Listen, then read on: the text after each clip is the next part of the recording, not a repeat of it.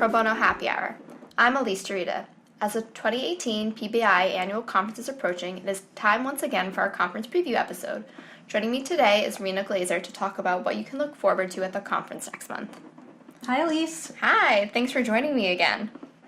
So I'm just going to do a little quick overview of the conference to begin with. So it's quickly approaching, which felt very real after we came back from break because it's earlier this year. It's from February 21st to 23rd at the Capitol Hilton in Washington, D.C. And I would register soon because the rates do go up on 2/1 when the regular rates expire. So into the nitty-gritty of the programming now. So Rena, could you tell me what the staples of the conference are? So one of the things about our conference is that there is time together and time apart.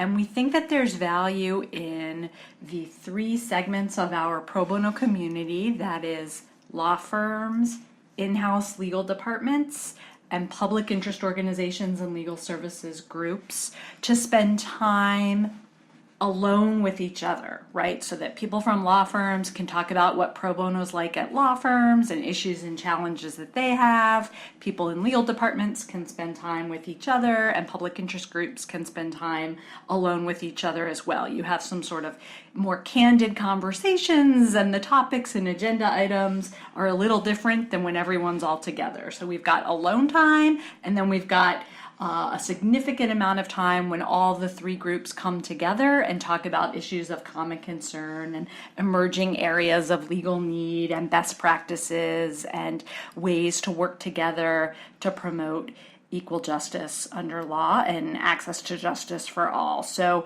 I think that's one overarching construct to understand when we look at the conference. In a way, it's several conferences in one, so we try and pack in a lot over the few days here in Washington. And I know Elise is going to talk about some of the expanded programming that we have for our public interest community in a few minutes. So that's one element. Another sort of staple that we love, Elise and I get to work on a lot, is an expanded multi-hour program called Law Firm 101. And it is a chance for people who are new in their positions to really have an extended crash course in the nuts and bolts of Law Firm Pro Bono. So whether you're a new law firm leader, whether you are a new chair of your Pro Bono committee, whether you are a new Pro Bono responsible professional, it is a great way to learn some of the basics of running a program and to be as efficient as possible. We don't want you to reinvent the wheel, so it's a great way to learn best practices and to meet your peers, meet other people who are in similar circumstances and hear and share from each other. Because even if you're just starting out, and some people come, they haven't even started their jobs yet, right? They've been hired, but they haven't even started yet. We all have things to contribute and share. So it's not like a 3-hour lecture where we just tell you everything you need to know. We try to be helpful, but it's really interactive and everyone has something to contribute. Yeah, and a lot of people participate. So it's not just you sitting there and listening to someone. At least that was my experience last year at my first one, which was great. And I think the last for now, overarching theme of our conference is networking. It's very much, and I think podcast listeners know this, many guests talk about this, that pro bono is very much a relationship business. We need to know our peers, we need to know our communities, we need to have sources of referrals and information and people we can call to quickly get answers to our questions or, ways to help our clients. We know that you have this resource or you might know, and it's so much easier when you know people, right, in your community and across the country and around the world, and we want to make that forging of connections as deep and meaningful as possible. And even for the most radical introvert like me who thinks networking is the most painful thing possible and you'd rather just hide out in your hotel room, we really do make it easy. There's a lot of hand-holding, there's a lot of here, let me introduce you, and I don't know, what do you think, Elise? I don't think it's scary. No, I don't think so. I mean, last year was my first one, so I feel like I'm a good person to tell you whether it's scary or not. And it was. I actually really enjoyed it, even though it was like a lot of work and it's kind of intimidating as on this side, but I loved it. So we're gonna go back and touch on that PI element that you just mentioned, and we'll come back to networking in a bit. So PI we mean for public interest. Yeah. So new this year, we kind of expanded the public interest track on Wednesday. Public interest will have some offsite programming when they'll all be together and network and discuss things, and then come back to the hotel in the afternoon for on-site programming, which will include a few sessions that people can go to. So that is a new track that we introduced this year. And also this year, we're going to have on Thursday in the afternoon, we have expanded sessions that will be a little longer to deep dive into certain topics. Yeah, I think we've experimented with this before, and we've kind of come back to it this year, which is the idea of it's not really a 2-hour session, but it sort of is. Most of our session blocks are basically an hour, or really 55 minutes by the time you start and leave time for evaluations. And that's a really good amount of time, but it's not a super amount of time. So we thought we'd experiment with basically having double sessions, right? So sort of 55 minutes on the topic, a break so you can stretch your feet, get a treat, go to the restroom, check your emails, and then come back and have 55 more minutes on the same topic. Or if you want to divide and conquer during that break, you can go to a different sort of topic. So it's a way to try to go deep, have kind of deeper conversations, and we'll see if it works. We'll look forward to people's feedback. So speaking of the breaks, can we talk a little bit more about networking? I mean, I love the breaks because one involves ice cream, which is my probably favorite of them. Could you talk about the other opportunities? Yeah, well, I want to start with a pre-conference networking opportunity in a way. On Tuesday night, so the conference runs Wednesday, Thursday, midday Friday, and on Tuesday night, there's a welcome reception at the hotel. And if you're not staying at the hotel, or if you live in Washington and are staying in your own bed, you should still come after work. It's at the hotel on site, and it's hosted by our friends at Alston & Bird. And it is a great way to connect, have a reunion with people that you haven't seen in a while, and it is a great place for first-timers to come. It's not everyone's, with a smaller and more intimate group, and it's a great way to start meeting some people. Let us introduce you to people, have us help you figure out which sessions to go to maximize your experience, food, beverage. It's a great kickoff, and it's really become one of our highlights in the now several years that we've done the reception, and we're really grateful to Alston & Bird for hosting us. Another now tradition of networking is something that we call regional networking exchanges. And this is for law firm and in-house legal department attendees. And the idea behind this is, as we used to say, all politics is local, right?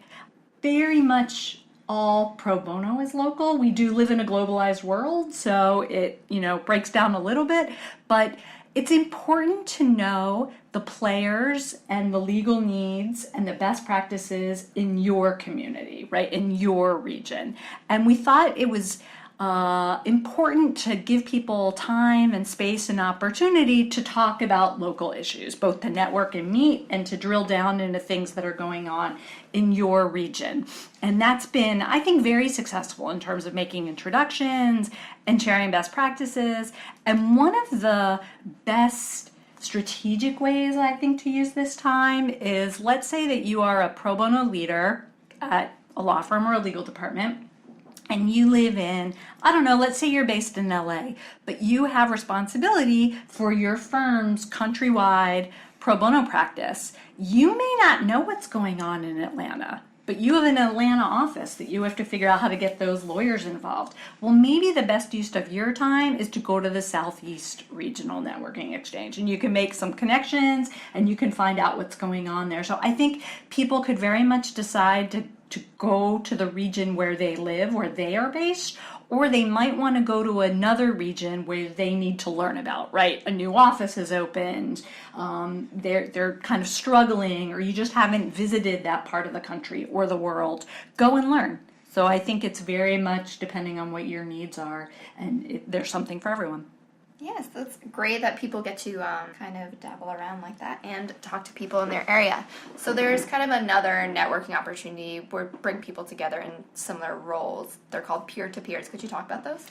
Yeah, this is another perennial favorite. You know, we'll talk later about new content, but some of the things we do at the conference are sort of tried and true, right? Mm-hmm. Because everyone loves them, and they would just be devastated to see them go away. So the idea for this is, let's take everyone of a similar position, right, who has a similar role, regardless of whether you've been in your role for a year or 20 years.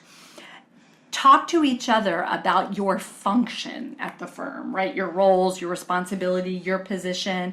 What are you doing well? What are you struggling with? What new innovation have you implemented over the past year? Let's learn, let's build community, let's share, let's cheerlead for each other, let's, counsel each other to get over any humps. And so it's a really great time for all the people who are chairs of law firm pro bono committees, but also maintain really busy commercial practices, to talk about how do you basically fulfill 2 full-time jobs. What are your strategies for delegating, for resources, for being able to sleep at night and see your family while you're making all of this roll and go.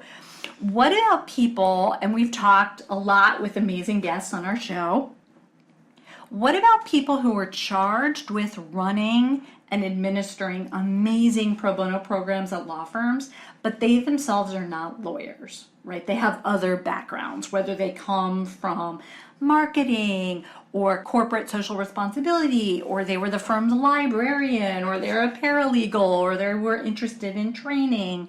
What obstacles do they face, and how do they overcome them? So I think very much thinking about people's backgrounds and building connections is the goal behind the peer-to-peer. Great. So in addition to these kind of sessions, we also have the lunch and reception, which are kind of different networking opportunities. Do you want to go into more about one of them at least? Sure, I'll talk about the lunch. Okay. So one, of course, as a lot of organizations do and at a lot of conferences, there are awards. And at our annual conference, one of the awards we tend to give out every year is called the Zeelan Award. And it is in honor of the amazing Lori Zeelan, who we really need to reach out and get on the pod. She is an inspirational sort of legend in the law, and she is now a judge on the California Court of Appeal. She's in Southern California, Los Angeles area, and she was a founder of the Pro Bono Institute. She was a very long time member of our board of directors, and she has just been an access to justice pioneer. She is a force of nature. She's just an incredible role model and leader. And we, in her honor, every year give the Zeelan Award to a group, a legal department, a general counsel, a law firm leader, a judge who has been amazing and dedicated to pro bono and access to justice. And this year, our Zeelan Award is going to be given out at lunch Thursday at the hotel at the annual conference, and it'll be a brief award ceremony and then time for networking. It'll be great. And the awardee this year is Greg Jordan, the general counsel in the legal department at PNC Financial. And I must say, I have a really soft spot for PNC. I was thinking about this as we were getting ready for our discussion today. So my family, my father's family, is from Philadelphia. My grandmother, a long time Philadelphia resident. When we were kids, and this might be old to Elise, producer Misha, I'm curious if you're familiar with these. Do you know what quarter savers are? No. Okay, so old listeners, you will know what this is. But for you youngins out there, it's basically like a booklet or a folder, a small folder with slots in it where you would place quarters or dimes. but quarter savers, I think, were more popular. And you buy them at the bank and you give them as gifts, right? Like $10 worth of quarters or something.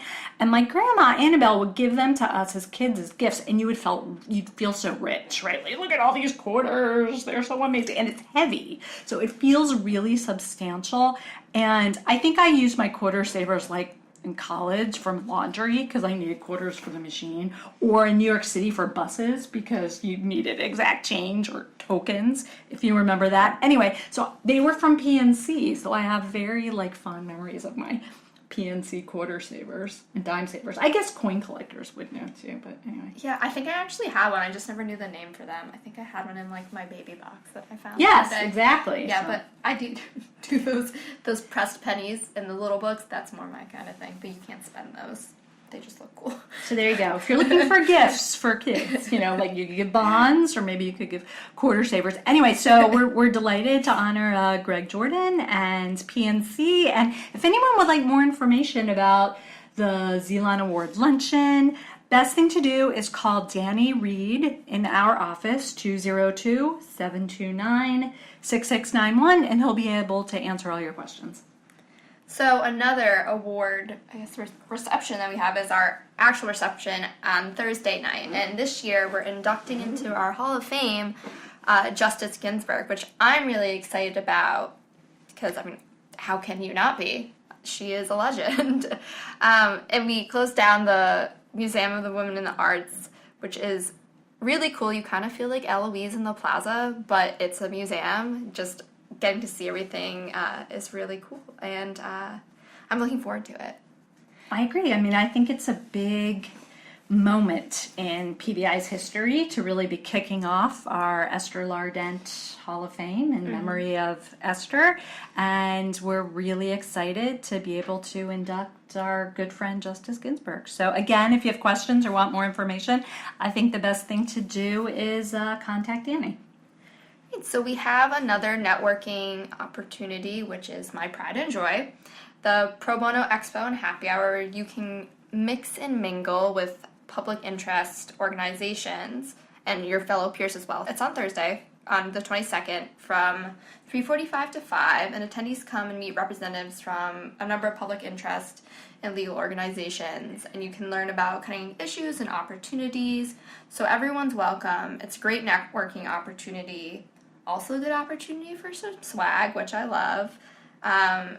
And to see a list of expo hosts, stay tuned to the PBI. We have some new ones this year. There are a lot of Lawyer for the Arts organizations, and this year we have the California Lawyers for the Arts as a new org. For international, the Fundación Pro Bono Colombia. The Los Angeles Center for Law and Justice is a new one this year. So is the North Carolina Bar Pro Bono Resource Center. Public Counsel, the ARC, the Chicago Bar Foundation, and We the Action. Those are all ones we've never had before. And if you listen to our podcast, one of our podcast guests will be returning to the expo this year, Erica Garcia. And if you listen to her episode, she actually talks about it a bit if you want to learn more. So stay tuned for more information. And Erica's our swag champion. Yes. She set a very high bar for the awesome stuff they bring. Yeah. Yeah.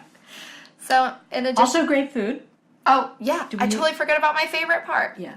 Popcorns, pretzels, sometimes leftover ice cream if you're really sneaky, which I noticed. Soft pretzels. I feel like it could be part of our Philadelphia theme. We have a lot of Philadelphia tie-ins this year, even more that we'll get to. So I think that's super cool. That's totally true. I always forget that as a Philadelphia thing. Anywhere else known for soft pretzels? They sell them on street corners in a lot of places, but I think Philly takes a lot of pride in their soft pretzels. I totally forgot. I have another networking thing. Ooh. Walk jog.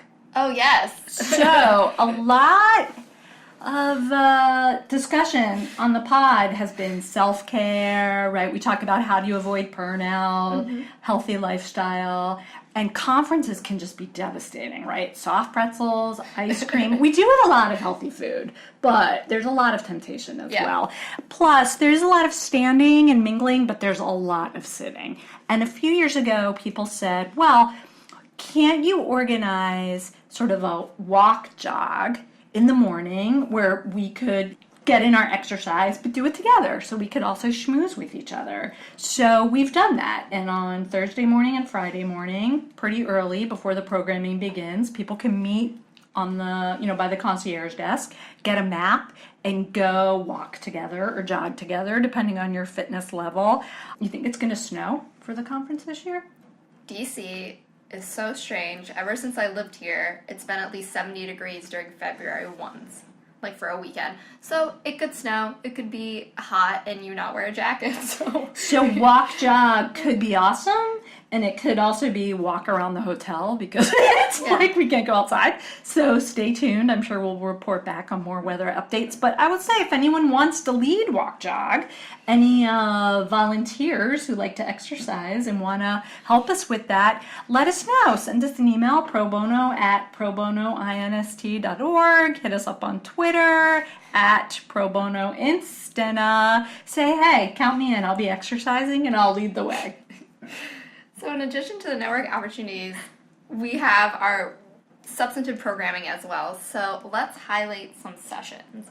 So to start, I want to talk about one that you might be curious about since you listened to our international guests on the pod from London and you want to know more about the UK. It's called Pro Bono in the UK, and it's basically for law firm attendees who want to know more. Maybe how to get involved, kind of how to navigate, and we did it last year in some variation, and it was a hit, so it's definitely something to look forward to. So what do you have? Okay, first I'll say these are the highlights, right? So we're not being exhaustive, and we're not talking about every session, or we would be here forever, but we love every session. So this is just to give people a taste. So a little roadmap for all you listeners who are coming, or a teaser for people who are on the fence about registering, and for people who aren't interested in the conference, just fast forward or listen to an episode. Come back next week. We have a great guest.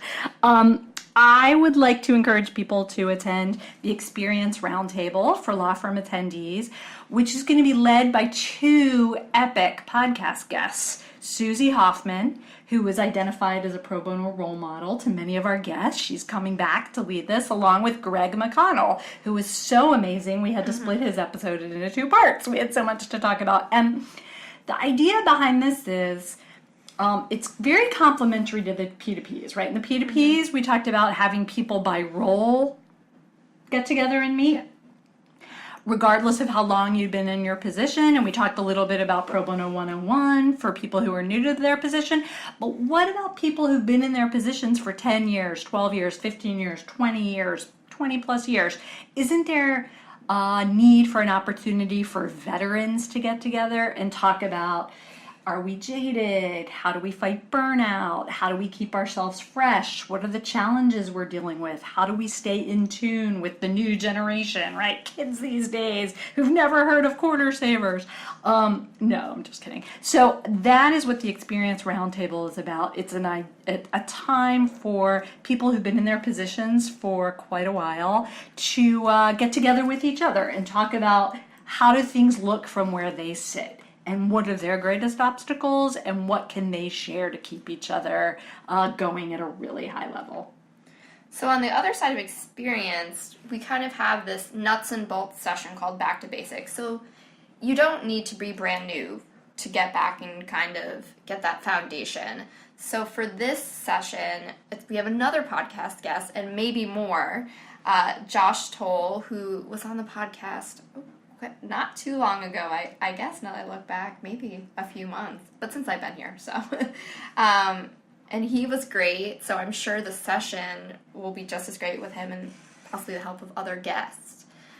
So there's also a podcast trifecta that is doing a session. We need music, like ding, ding, ding, ding. What would it be? Like when you hit the lottery, or, I don't know, survey says 100%. Yeah. So do you want to talk about the trifecta and what they're up to? I do. So these 3 formidable women have all been podcast guests. Kat McGee, Valentine Brown, and Kathy Ockrock, so that's what we mean by the trifecta, are going to be leading a session called Marketing to Right the Pro Bono Ship, Strategies for Attorney Engagement, and they're going to be talking about how they've really completely reinvented their programs, and the messaging, the programmatic elements, the policy changes to turn your program around. And I think it's going to be amazing. And bing, bing, bing, they're also all from Philadelphia. So there we go. Philly's on our mind. Yeah, the theme continues. Yeah, as we sit here, we're taping on the 12th. Tomorrow is the big Philadelphia Eagles game. So the listeners will know the outcome by the time this airs. So, fly Eagles fly. We'll see how that goes. I'm glad someone is up to date on sports in this room, because it is definitely not me. So there's this session called Transitioning from the Other Side. But if it was Adele and the three of us at the Law Firm Project, we would be calling it Hello from the Other Side.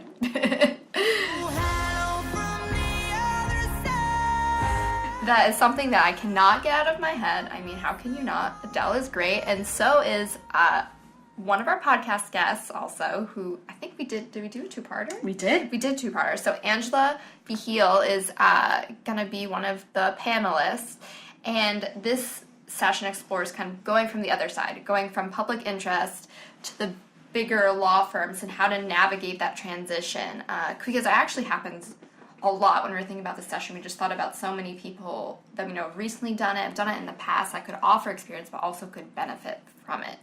I'm excited, other than that we do call this session Hello. Fine, we're going to have to work on that. I think it's not really like sides. That's kind of a cute term. It's not like we're on adversarial sides or other sides. But I've been thinking a lot this year, partly because of my work with students, about professional identity formation, right? And how we think of ourselves. And a lot of our guests have talked about their career trajectories of working in a public interest setting, being a legal services lawyer, and then moving to a law firm to run their pro bono program. Well, what does that mean, right? Are you now a law firm lawyer, and all of that means to be in private practice at a for-profit, thriving enterprise? Somehow, do you still identify as being a public interest lawyer who has been sort of seconded to a law firm, but that makes you very separate from your colleagues at the law firm? Or, do you feel different somehow, or removed, or are you fully integrated, into now being at a really resource-rich, large private law firm? And what does that mean? Like, do you have any feelings of guilt for the people that you've left behind? How do you feel now that you have an amazing office with lots of resources, and are, perhaps making a lot more money? And what does that mean, right? Sort of how do you see yourself, and what does it change over time, immediately, as you've been there longer? And we have an interesting sort of panel of people who've transitioned years and years and years ago, and people who've transitioned really recently. Does it change over time, how you think about things, how you see yourself, and what that means for the way that you do your job? So I think there's sort of a big psychological component to this session, which will be cool. Yeah, they are very a kind of intertwined public interest law firm, extremely, but there is going to be differences. So I guess sometimes the more subtle things are, the more questions you have, and even though they're together, well, close together. So thanks, Adele. So we're in a city, so on the other side, this is something that we probably don't talk about as much as pro bono in the suburbs, which is a session we're going to have. Could you talk more about that? I would love to. So a number of years ago already, because it's taken us kind of this amount of time to wrap our hands around this, the New York Times did a focus on poverty in the suburbs, and it was like cul-de-sac poverty or something like that. And it really got me thinking that so often we think of pro bono efforts in the inner city and downtown, where law firms are located, where courthouses, are located. Okay, fine, but what about the suburbs? What about where we commute from? What about where many people live? What about office parks? What about places that aren't the urban city center? When you think about that, here in Washington, we have Washington, D.C., but what about Montgomery County? What about Fairfax County? What about, what about the surrounding areas that are completely part of the metropolitan area, what I guess they now call the DMV? So, a radius of maybe 20 to 25 miles, totally commuting distance. But there are a lot of people, not necessarily where your office is, who have the need. And we had the amazing Annie Garrity Helms on the podcast, and she talked about an amazing initiative that she and some legal departments and other folks in the Chicago area pioneered to do just this and bring access to justice to survivors of domestic violence, not downtown, but in a more suburban area. So she's going to come and talk about that effort. And I think it's going to be really eye-opening for people that are looking for new projects, who are looking for new or evolving communities to serve, and to think about, maybe this is where your lawyers are because they have an office in Fairfax, or they have an office in Loudoun County, or you have an office in Bethesda, or your people live there and are happy to work closer to there, or you're a legal department and you've got offices in an office park, out in a more sort of suburban setting. How can we do to build the infrastructure, and what resources do we need, and what are the obstacles and what are the challenges to make this work? So on the podcast recently, we've been talking a lot about natural disasters, recently about Harvey and hurricanes in Florida. And so this Friday session this year, we're going to kind of focus on crisis. Do you want to talk a little bit more about that? Yeah, I'd say this is a chance to go deep. It's going to be interactive, and I think that it's something that's on all of our minds just from reading the news. Yeah. And whether it's the hurricanes that Erica Garcia and Ellen Joseph just recently in our Eye of the Storm talked so compelling about, whether it's natural disasters, the hurricanes. We're now looking Puerto Rico, right? Still struggling, and we've got people from Puerto Rico coming, and California, right? The fires, and now the devastating mudslides that we're seeing this week. It seems like it's, constant. So whether it's natural disasters and crises, whether it's human-made, we've talked a lot about airport lawyering, or policy changes, where we have the mass migration and the refugee crisis that the world is seeing. So how do we adapt and deal with business not normal? And what does that mean? How do we plan in advance? What can we do in advance? What do we need in the moment? What is the recovery like? Right? And how do we make sure we emerge stronger? Right? That's the goal, right? More justice for more people so that we come out of these devastating situations stronger. How do we collaborate? How do we build the infrastructure? How do we use technology? What are the non-legal resources we can use, right? This has to be a bigger effort than just legal. Who are the players? It's going to be talking and interactive. There'll be a chance for a lot of input. And we think it will be timely and meaningful, with a lot of action items and things that people can take home to their communities and implement. Yeah, I think we've talked about a lot this year that all these disasters, it's not just a short-term response. Everything kind of drags on, and there are new issues coming up all the time. So I think that this will be a very helpful session, especially because you don't know when it could happen. It could happen at any time. So it's definitely something I think you can take away from, and hopefully you don't have to utilize it, but if you do, it's there. So thank you, Rena, for joining me today and going over the conference. We look forward to seeing everyone in February.